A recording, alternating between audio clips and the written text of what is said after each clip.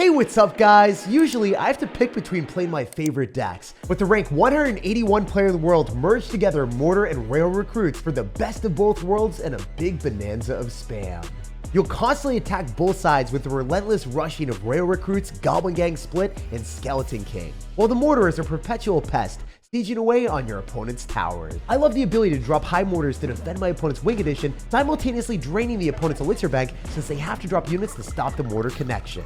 And there's no denying, even if you're an advanced Royal Recruits enjoyer like me, they allow you to bring down some of the best players in the world that you probably don't even deserve to beat. This deck's got a delicate balance between skill and spam. Learning the optimal placements and timings for the mortars and dark goblins, and spamming recruits and skeleton king abilities with your nose without even knowing what you're doing.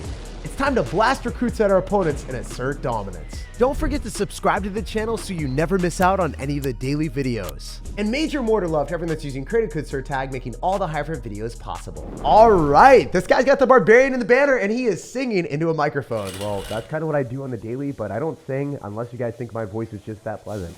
We're gonna be dropping our Goblin Gang here immediately. Unfortunately, we do have a cannoneer directly into a goblin barrel, so not what you want to see when you're playing against someone that has the best possible answer to you. He's going to be running bait. So cannoneer might get overwhelmed today. He's going to have to step up the game, you know? So it's not going to be a lame situation for us. We go Skeleton King and hopefully blast this man a bit. We're also going to go for Princess. Oh, dude. Well, we did snipe the Princess. I said Princess counter, but I didn't really finish my sentence. You guys just have to believe me. I'm not going in for a Princess. We are going to melt the Princess. And we did pull off a miracle. It is not feast or famine here, guys. We are having a glorious feast while this guy is getting put to rest, buried by the skeletons. As long as we can defend this, that is. I mean, sir, we really don't appreciate the fact that you're dropping a Goblin Gang at the river and my mortar might not hit everything. I knew that the mortar wouldn't hit, so I had to go Goblin Gang too. So if you're ever playing into someone that's as aggressive as this guy, you might take a little bit of time to secure the bag, but we will win it. A few dominance is asserted later. I've decided to do the stupidest play possible and try to 3-crown this guy. I don't think he's going to let me do it, but I really want to see. Please, Mortar Evolution, I believe in you. Okay, also one of the dumbest plays ever is going Goblin Gang right now and all-inning and ignoring. I am spamming and ignoring and losing my tower for the greater good. 3 crowns only, baby! He wasn't ready. He got razzled and dazzled and ultimately deleted by a Mortar Evolution. Y'all let me know in the comments if you're ever as stupidly aggressive as me. Sometimes it will bite you in the butt, but getting those disrespectful 3 crowns, it's different. And we've secured our spot at 7,055 in the world. Already barreling on to the next one against a rascal man. Dude, I would hate my life if we were matching into a bait deck every single game. There's no way. I have Cannoneer for the express purpose of playing against Electro Giants and beatdown decks that our deck would really struggle into. Okay, thankfully we see a monk that is not getting me completely out of the woodwork just yet, but I think we are building a platform where we might not be playing against someone that has a bait deck. So he is not a maniac, guys. He is going to be running a bomber with a fisherman and a monk, so there's pretty strong synergy here resembling Royal Giant. So if that's what we're going to be playing against, it's important for me to use my monk counters and then also build off of that and going for the mortar afterward, protected by the Skeleton King. If you're Royal Giants, that's totally fine, fair, and balanced for us. We should be able to go and pop a Skeleton King ability to devour the RG and not spend that much elixir. And the funny thing about it is you are getting cursed piggies. The cursed piggies do not do so well. And guess what? Everything gets arrowed. The Skeleton King is still alive. He is stealing our opponent's souls and seizing a remarkable amount of elixir. Wow, we broke through a Mother Witch, guards, forced out arrows.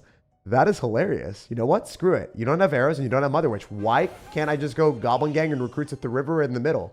Is there any way he defends this? Like, legitimately, I don't think so. I don't know if you have any way of stopping our stupid spam.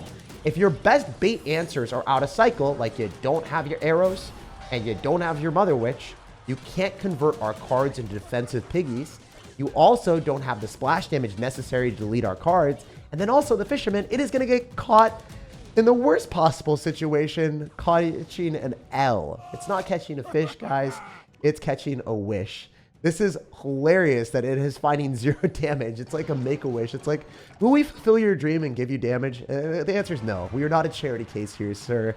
I'm sorry. I'm sorry. We're going to go for a mortar here on the left side. We're going to force out a Royal Giant. Let's go recruits directly into it. Let's just predict him. Oh, he didn't even... He's gone. He's gone with the wind. He's not for this game. We have taken it. And he's just like... I hate this monstrosity, Jake. And, you know, I love the deck.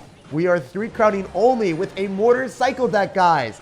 This should never happen. This doesn't happen. Whenever I play mortar, I have the longest games ever, and I barely win in like a minute left in overtime. But right now, we're speeding through, winning every single game in the HOV lane and 3 crowning people.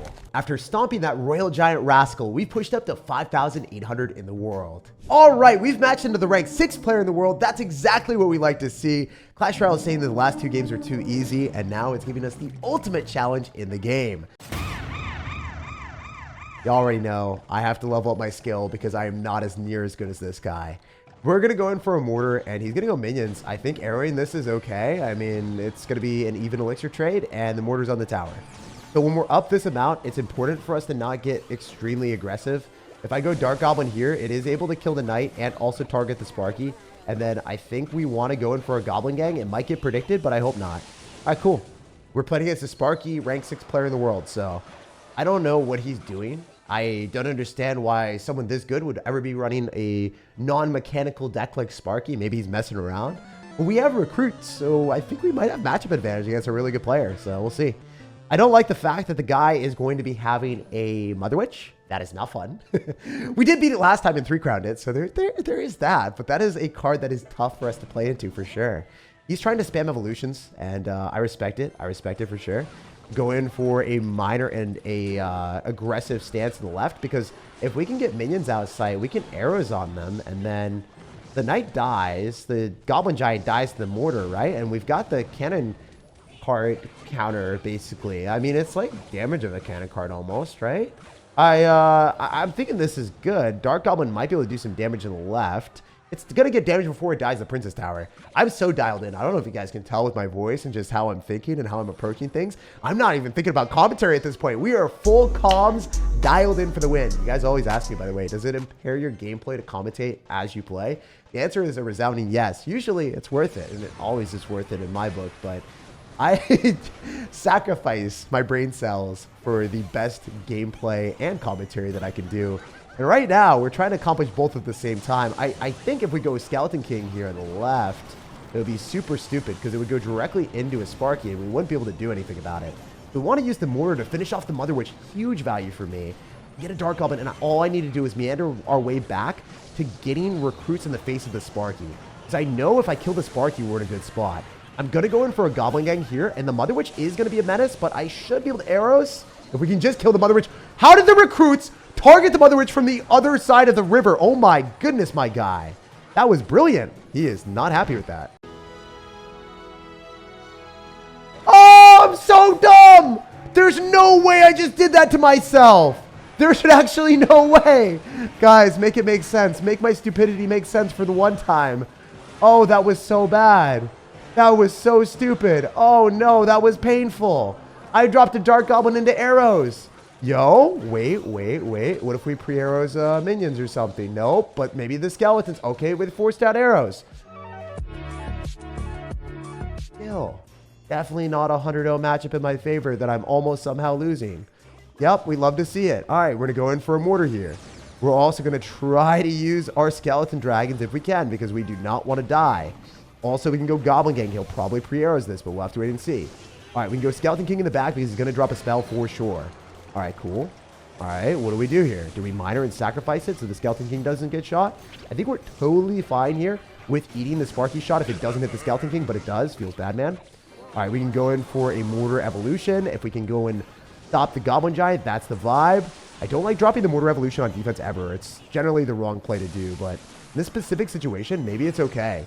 What if I go in for these recruits now, and then I go in for split Skeleton Dragons, and we divide our attention here, where we're able to mostly spam on the right side, where we have the Mortar Evolution helping out.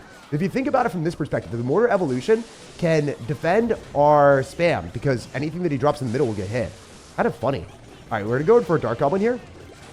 Wait, we are doing so much damage. Going for a Mortar to go and pull, possibly get away with the Skeleton Dragons. Going for the ability here. Go for Minor. Dude, do I beat a rank 6 player in the world by playing like an idiot? I think so. I think I just beat the rank 6 player. Let's go. It only took a 100-0 matchup, but this deck is a monster. If I'm able to beat someone 10 times better than me, it proves that this is an amazing deck. No amount of delusion allows you guys to believe that I deserve to win that game. It was a complete deck carry. Beating someone of that skill level is absolutely unbelievable, as we reach higher to 5,100 in the world. All right, I feel like we're on a roll right now. 3 wins in a row, beating the best players in the game. You love to see it. So we're gonna go Goblin Gang on the right side, and we can maybe go in for a mortar depending on what we're feeling. I still can't believe I dropped a Dark Goblin into arrows and I won. Like, that makes me feel like I am undefeatable with this deck. Oh my gosh, Dark Goblin! All right, you know what? In the last game where it died and it literally gave me no value, it had to redeem itself. It's like, Jake, I feel bad for you. It's like when you're beating someone so bad in a sport where you're like, you know, I want this match to be a little bit more competitive, and it gives you a bone, it gives you a little bit of an advantage or a handicap. That's basically what the Ice Golem did there. It's like, yeah, you know, Jake, you were playing so poorly. You don't know how to use your Dark Goblin, so we're going to give you an advantage so your Dark Goblins actually are forced to do something. Oh, wait, we forced out a Barber there. That's huge. Didn't even sneak onto the miner. Many shovels later. The miner is just shoveling away and making our opponent pay more. Okay, so Dark Goblin here is definitely the better bet. I just don't know where to drop it. Again, as per usual, Jake doesn't know how to use his Dark Goblin. Is it going to die to the balloon? I hope not. Oh my gosh, don't kill it. Oh, that was so bad. All right, guys. I'm going to be honest with y'all. I thought about it. I was like, what if he drops a prediction spell in the predictable spot where it's near the tower, or he drops a miner? I just like don't want to lose it. That was what I was thinking. So I just was petrified. I dropped it in the stupid spot where he was going to die to balloon death damage. It's not an excuse. It's a reality. And this is pure cope. But it is what it is. Hey guys, I'm not going to lie. I'm not going to fib. It is what it is. We're going to miner here on the Musketeer, and maybe we can make him choke in arrows. Drop something. Drop something, please. Okay, that miner is horrific. I'm surprised that he would do that. Anyway, we're popping ability here because he's going to have to snowball and barbell. He's spending all of his elixir. And then without the double small spells and cycle, how are you supposed to cycle your way around this gang? All right, arrows, please. This is going to be perfect. We're forcing out an immense amount of elixir. We're securing damage. And because we've got Cannoneer, we don't have to worry about a stupid balloon bouncing through. Also, recruits in the back, good way of building something up into Musketeers. Musketeers is the main weakness of this deck. If you're playing against someone that is stacking Musketeers when you do not have Fireball, it's always annoying. If you're running a Royal Recruits deck with arrows and then no other way of countering it, like if you don't have the miner, it's almost an auto loss. Having the miner enables us a way of countering it, but it's still difficult. Musketeers are mad annoying. No one likes playing against 2.6 Hogware. I'm just going to say that straight up. If you can't kill Musketeers, that is. All right, we're going to let that go, and then we're going to go in for another mortar here. Reason is, I know that I can go Skeleton Dragons if he balloons me, so it's not that bad. All right, we're just going to let that go. It's a 4-for-4 trade. I get to the evolution. He doesn't. Also, no Bomb Tower in cycle means, what are you supposed to do against our recruits? You're probably going to cycle back because your deck costs like negative elixir. So, you know, that was more of a rhetorical question than anything, but that's what we were saying. All right, we're going to go Dark Goblin here, and it's not going to get sniped by the miner, so that's huge value for me. Also, he's going to snowball, so he's spending a bunch of elixir. I'm totally fine with how this interaction happened. Oh, okay. All right. Yeah. I don't think that deserved to happen. You definitely deserve to get a balloon hit, but you didn't because Cannoneer's broken. Can't touch this. Awesome stuff for us. We're just going to continuously slow roll more Royal Recruits at our opponent because I think he's royally screwed. Literally, we can go in for Skeleton Dragons and Recruits whenever we want.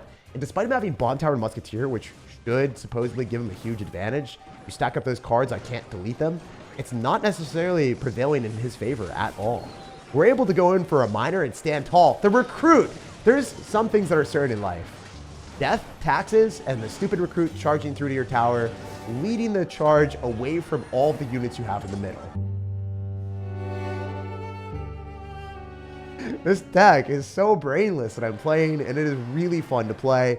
I mean, hey, we're beating top 6 players. We 3-crowned the 2 first people, and then we have won 4 games in a row. So as you can see, it's been nothing but wins today with this deck. And we are at 2,000 medals all the way up to 4,600 in the world with 0 losses. Yo, the guy's got the 3-crown banner. Maybe he's going to like fly back to the first 2 games and revisit that. Maybe he just wants to be joining forces with them or like be a part of the family. I mean, we got 2 3 crowns. I think 3 crowns just sounds so much nicer. If he's waiting around with that emote, maybe he's just thinking, he's like, okay, I just want you to go and cycle stuff and hurt me already. And that's exactly what we're going to do. Okay, he missed one of the recruits, so we're in a decent position here to apply some aggression with the miner. I don't know if we're going to get that much damage, but it's something, eh? Oh, you know what? Goblin Gang, and then he's going to log it or drop a spell, right? Yeah, log, there it is. We're going to get our Dark Goblin down here, and we should be able to finish off all of those skeletons without any damage. The weird thing is, I'm so used to playing Princess Tower recently that it's weird swapping back to the Cannoneer and then having to defend things like skeletons. Also, our Dark Goblin did a sizable chunk of the tower there. Gotta respect it. Those darts are powerful. And I feel like if the Dark Goblin gets an evolution soon, it's gonna be like poisonous arrows. Because that's what they tested with the super cards. And the super cards are generally tests for the evolutions, if you guys didn't know. That's what Drew told me in a secret interview that we did a while back. And I uploaded that on my second channel like, I don't know, a year ago. That was fun that he said that. So super cool that, you know, they might actually add a Dark Goblin evolution that does poison damage. They haven't really told me anything about that. Maybe the Dark Goblin evolution is like 10 years away and it's like the last evolution and I'm just incredibly wrong because, you know, Drew is now working on a different game. But if they're following suit with that, they still have the potential of upgrading my favorite card in an even more toxic way, literally with poison. Okay, so I think if I play aggressive here, not good. I generally want to be able to use our mortar evolution when our opponent plays aggressive with a Royal Giant and then he loses the game. So that's what I want to time it with. If I can get a good mortar when my opponent has no good answer, that's how we win. So this Royal Giant is pretty bad if he just loses this and doesn't do damage, which he might not. I think it's going to get like 2 hits on the tower max. And then we can go for an aggressive mortar. He doesn't have a Royal Giant in cycle. And he has to defend against the Skeleton King. He has to defend against a mortar. He also has to defend against even more spam, where I'm able to go in for a Goblin Gang here and then clean up the Royal Ghost and know that our opponent doesn't have log because he dropped him to the left. Now he has to defend against a Goblin Gang without log in cycle, a mortar that's locked under the tower, and then also, coincidentally, I'm able to clean everything up with just a stupid Dark Goblin. We want to bait our opponent so badly to drop a terrible RG, and that's what we get again. The recruits are coming down here, and I should be able to get a good arrows and then play super aggressive here with a mortar because it's going to be pretty much impossible for him to defend this easily when he has recruits on the other side. The Royal Ghost is also easily able to get defeated here. Wow, wait, the recruits are just going to win us the game. Yeah, dude, it's too easy sometimes with recruits. They practically play themselves. I say this every video. That's why they're one of my favorite cards. It's later in the day. I played pickleball. I had a good pizza. I came back to kick back, relax, and play Clash, and we're kicking our opponent's towers down too. It's nice to have a deck that still works well no matter how you're feeling or how much brain power you have left on reserve. Yo, we're matching into another top ladder player for the last game of the day. All right, guys, we got to go out in a big way. Only dominant dubs here. Okay, not good. This is terrible. I can't even sugarcoat it. We're playing against a bait deck. We don't want to play against that. We got the Cannoneer that is modified to beat the big beatdown decks like Royal Giant and then the Sparky Goblin Giant. Now we're playing against a good player that has a pretty good matchup into us. All right, we're going to arrows and try to do something. Exodia, obliterate, please. It really does feel like Exodia sometimes. It even clapped the Spirit Goblin that was behind the tower. Skeleton King, how do you suck up everything with your immense vacuum cleaner suction? I don't even know how that happened. That was awesome. Really sucked for the dude though. That's not good. Also, we denied all damage at the start. Okay, we're not going to deny all damage here. There's going to be one little goblin that hurts us. It's only going to get one hit, so not too bad. If you guys noticed what I did as I put precedence on arrowing on top of the princess, and even though arrowing is pretty easy, sometimes saying precedence is difficult apparently. You always want to make sure that you kill the princess and then they don't have bait answers, so then you can overwhelm with recruits or your goblin gang afterward. Just something that I would really recommend. Just if you guys can tell how many times I said really like a kindergartner that doesn't have a very vocabulary extensive decision making, but you know, it is what it is. One day guys, we will have better vocabulary. We're going for a Skeleton King, and where we lack in vocabulary, we make up in skeletons. We have an abundance of those. It's called Costco, and we got the value pack. And we might be able to go in for a Goblin Gang if he goes Goblin Barrel on the same side, but if he doesn't, he's very smart, and it looks like he's smart. That sucks. We were hoping he'd be a little bit more dumb, because then we wouldn't have to drop our Goblin Gang, and then we'd be able to destroy the Goblin Barrel with our Goblin Gang. But now we have to waste our arrows on it, unless he waits for us to recharge our elixir to 7 for the recruits. Oh my goodness. You are such a nice sir. I appreciate you. I respect your decision to kind of just waste your elixir and wait until 10. That's the thing. If you are playing at the highest level, you should be counting elixir. You should know. You're top 200. You should know what I have and what I don't have. So this play on his end for sure. We're at arrows, and then we can go Skeleton King, and this is huge. We're taking a big swing on that tower with the recruits charging through again. I mean, after Dagger Duchess got a nerf, recruits became beyond broken. Legitimately, I think they are the strongest evolution for the skill in the game. I think the other evolutions, a lot of times, to make them work at the highest capacity, you have to think a little bit. These recruits just play themselves. It's like a spawner almost. Oh my goodness. But they spawn wins instead of spawning units. All right, I think we need to go for a Goblin Gang. It's still not out of the woodwork here, because guess what? He's going to have princesses on both sides. Okay, never mind. He just lost 1 princess. He lost 2, and now he's in a little bit of trouble. He's going to get reduced to rubble. His tower is actually about to be in shambles. If we use the first defensive mortar to protect the second one, that would maximize our fun and our chances of winning too. Dude, there's no way. Look at the defensive mortar protecting the first one. The mortars are working in tandem together.